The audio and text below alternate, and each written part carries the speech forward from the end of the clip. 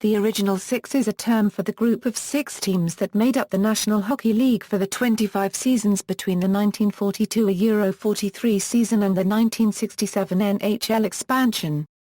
These 6 teams are the Boston Bruins, Chicago Blackhawks, Detroit Red Wings, Montreal Canadiens, New York Rangers, and the Toronto Maple Leafs.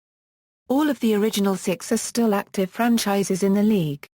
The term, not contemporaneous to the era, originated no earlier than 1967, but while only the Montreal and Toronto franchises existed in the NHL's inaugural 1917 Euro 18 season, the 6 existing teams going into the 1967 Euro 68 expansion to 12 teams were commonly considered as a traditional set.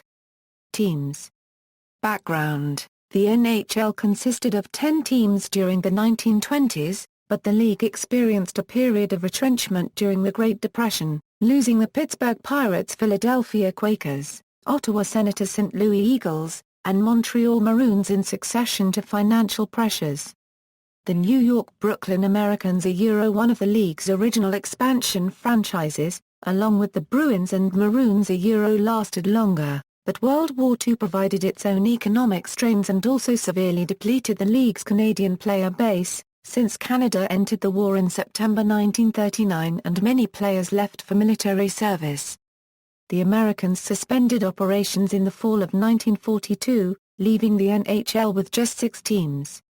Despite various outside efforts to initiate expansion after the war, including attempted revivals of the Maroons and Americans franchises, the league's membership would remain at 6 teams for the next 25 seasons.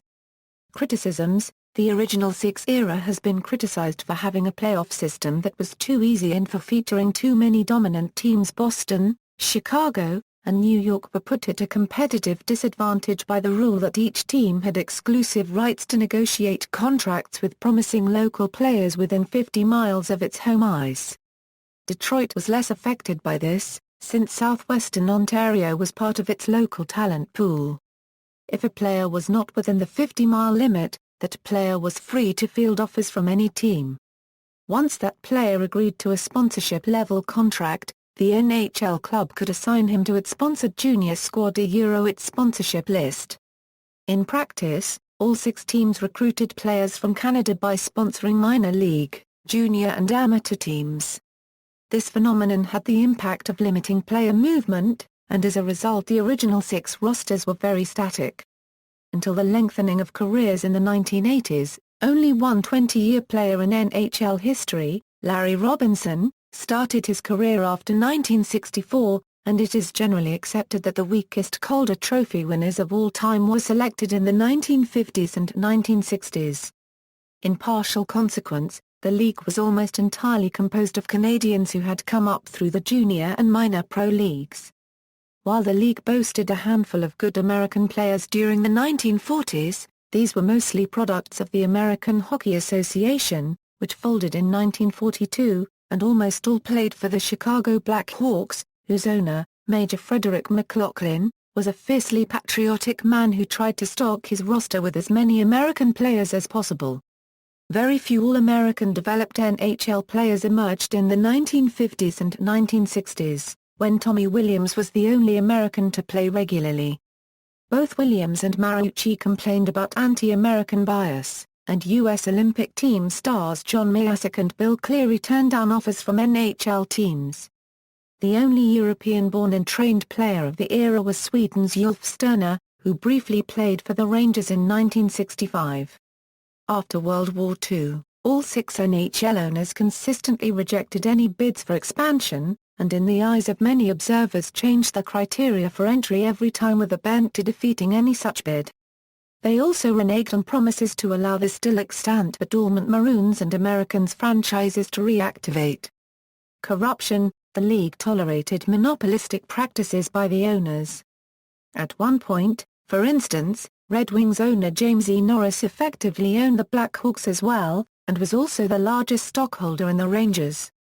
He also had significant influence over the Bruins by way of mortgages extended to the team to help keep it afloat during the Depression.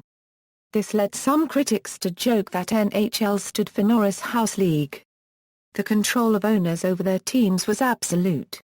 Players who got on the wrong side of their team owner were often harshly punished either by being traded out of town or sent to the minors. An example of this is the case of bruising Red Wings forward Ted Lindsay who, after agitating for a players' union, was sent to the last-place Blackhawks. Norris conglomerate did not invest in Boston, Chicago, and New York. These teams mostly just filled dates for the Norris arenas. A measure of the dominance of Detroit, Montreal, and Toronto in the era can be seen in that between the Bruins Stanley Cup wins in 1941 and 1970, every single cup was won by the Red Wings, the Canadiens, or the Maple Leafs, and those three teams failed to make the playoffs only 8 times combined in the era. Labor conditions for the players were also poor. Players' medical bills were paid for only 2 months after an injury.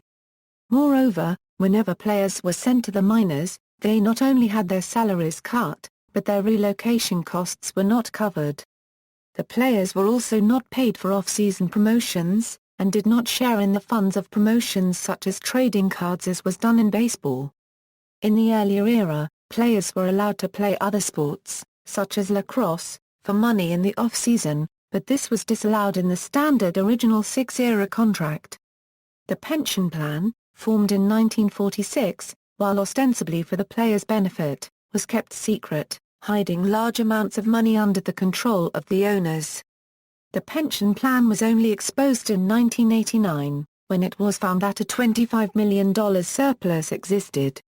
The stark labor conditions led to several players' disputes, including a 1957 antitrust action and attempted union formation, and subsequent actions in the early 1960s by Toronto players Bob Bourne and Carl Brewer, leading to the 1967 formation of the NHL Players Association. And of the Original Six era.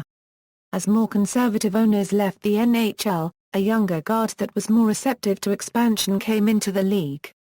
By 1963, when Rangers Governor William M. Jennings first introduced to his peers the idea of expanding the NHL, other major sports leagues were growing, Major League Baseball and the National Football League were adding teams, while the American Football League was becoming an attractive alternative to the NFL.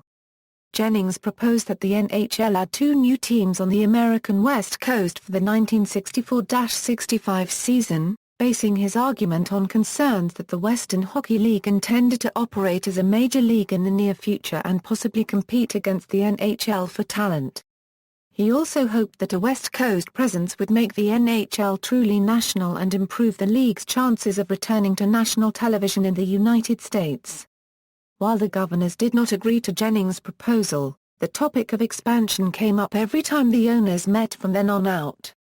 In 1965, it was decided to expand by 6 teams, doubling the size of the NHL.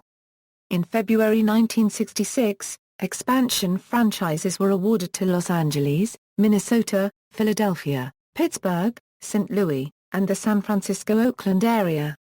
Those 6 new franchises would begin play in the 1967-68 NHL season, a year after Toronto's 6-game defeat of Montreal in the 1967 Stanley Cup Finals drew the Original Six era to a close.